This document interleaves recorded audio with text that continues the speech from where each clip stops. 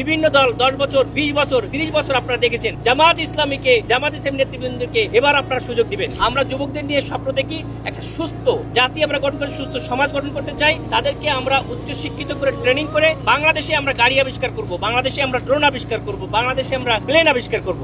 আমরা শুধু গার্মেন্টস এর কর্মচারী হব না, আমরা শুধু লেবার হিসেবে বিদেশ যাব না। এদেশে আমরা শিক্ষিত সমাজ তৈরি করব, ম্যান পাওয়ার তৈরি করব, স্কিল ম্যান পাওয়ার, যেন বিদেশ থেকে হাজার হাজার কোটি টাকার ইনভেস্টমেন্ট এদেশে আসে। এদেশে বসেই মানুষের ঘরের ফ্যামিলি মেম্বারদের সময় দিয়ে তারা চাকরি করতে পারবে, বছরের পর বছর বিদেশ যেয়ে তাদের থাকা লাগবে না। এরকম প্রত্যাশা নিয়ে আমরা প্রচারণা শুরু করছি। আপনারা সবাই দোয়া করবেন। জাতির কাছে আমরা এবারের জন্য আহ্বান চাই, বিভিন্ন দল 10 বছর 20 বছর 30 বছর আপনারা দেখেছেন। জামাত ইসলামীকে, জামাত ইসলামী নেতৃবৃন্দকে এবার আপনারা সুযোগ দিবেন। যদি আমরা না পারি আপনারা 1 বছরের মধ্যেই বলবেন। আমরা যে পারি সেটা কিছু পরিমাণ আমাদের ছাত্র সমাজ বিভিন্ন ইউনিভার্সিটি অলরেডি দেখিয়েছে। আমরা নারীদের জন্য নিরাপদ নগরী করব। We want a civil society.